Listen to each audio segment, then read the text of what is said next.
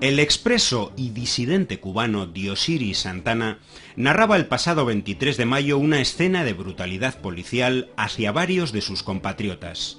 Los arrastraron en el suelo, les golpearon la cara, el brazo, uno tiene la nariz partida y un pie. Cualquiera podría pensar que su acusación se dirigía contra la policía cubana, pero no. Santana narraba la actuación de la Policía Municipal de Madrid al arrestar a 4 expresos cubanos acampados frente al Ministerio de Asuntos Exteriores de España.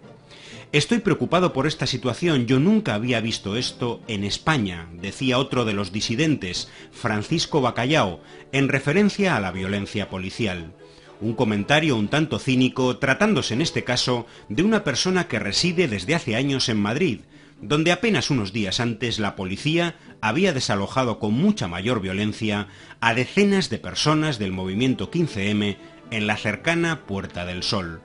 El motivo de la protesta de los cubanos era el fin de la ayuda económica que entregaba el gobierno de España a los 115 expresos y 647 familiares acogidos en 2010 y 2011 por el anterior Ejecutivo tras un acuerdo con Gobierno e Iglesia Católica de Cuba. Recordemos que a los pocos días de su llegada a Madrid, dichos expresos rompían con el propio gobierno que les acogió, el de Rodríguez Zapatero, y varios de ellos viajaban a Bruselas de la mano del Partido Popular para defender la política de mano dura y sanciones contra su país, contenidas en la llamada Posición Común Europea. Esto es un maquillaje del gobierno cubano, que persigue un solo objetivo, entre tantos otros, pero fundamentalmente un objetivo: que le retiren la posición común que se adoptó cuando el gobierno de Aznar en el 1996. Y creo que es una aberración retirarle la posición común a Cuba. Lo curioso es que ahora, el gobierno del Partido Popular, en pleno apogeo de recortes presupuestarios, es quien ha decidido no prorrogar su ayuda económica, acabados los 18 meses de cobertura firmados en el acuerdo de acogida.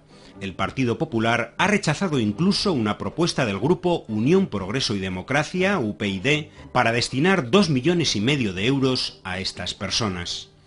Y es que quienes curiosamente abogan por la implantación en Cuba de un sistema de libre mercado capitalista son ahora devorados por este.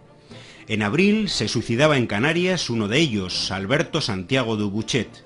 Su familia apuntaba que no pudo aguantar la incertidumbre tras el anuncio del fin de las ayudas. La penuria económica se ha hecho común al colectivo. Bárbara Pura Yurubí Dueñas, familiar de uno de los expresos, advertía desesperada en una carta que puede perder la custodia de su hija por no poder mantenerla económicamente. Y varias personas del grupo muestran ya sin reparo alguno su deseo de regresar a Cuba.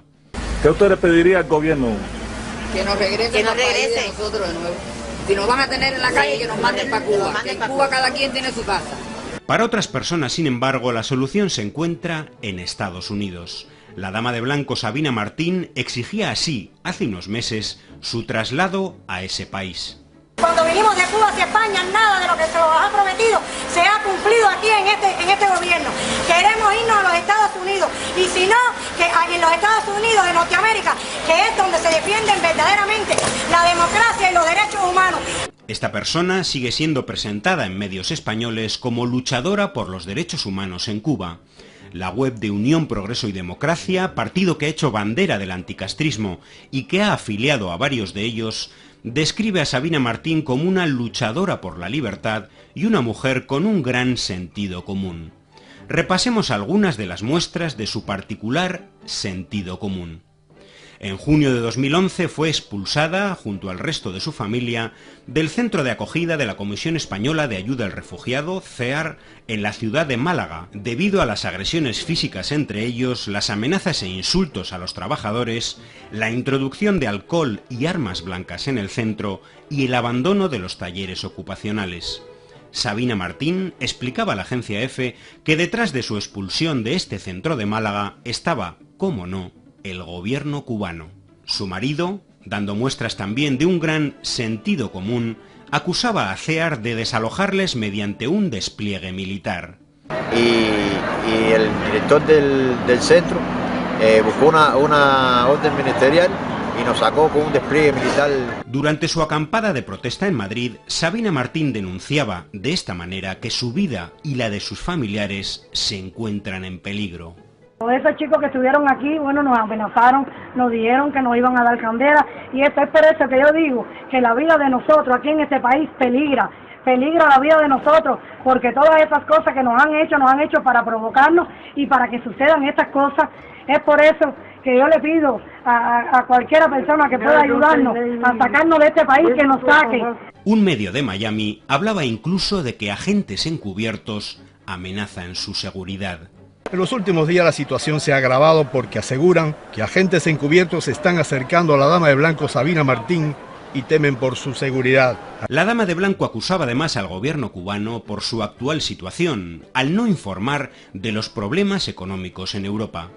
En Cuba nadie sabe que en España hay tantísimos parados y las cosas están tan mal, decía un medio, añadiendo que de haberlo sabido no habría aceptado venir. Es decir, quienes siempre han acusado a los medios cubanos de exagerar los problemas del capitalismo, ahora denuncian que no lo hacen lo suficiente. Otro absurdo que cae por sí solo con solo conectar la televisión cubana, cuyos espacios informativos sobre la crisis y el desempleo en Europa son casi diarios. Pero al margen de los casos más esperpénticos, el drama de este colectivo es la repetición de una vieja historia, la de la utilización política de un grupo de personas a quienes primero el gobierno de Estados Unidos financió y organizó como ariete contra el gobierno cubano, a quienes posteriormente la derecha europea llevó a instituciones y medios para respaldar su política de sanciones a Cuba, y a quienes posteriormente se dejó abandonadas a su suerte. Los nombres de muchas de estas personas, como el de Diosiris Santana, el mismo que denunciaba la violencia de la Policía Municipal de Madrid, aparecen en manifiestos de apoyo a las posiciones más extremas contra su propio país, en favor del mantenimiento de la posición común europea, de la prohibición de los viajes a Cuba desde Estados Unidos, incluso del bloqueo económico a la isla. Es una vieja historia que se repite desde hace más de 50 años, antes en Miami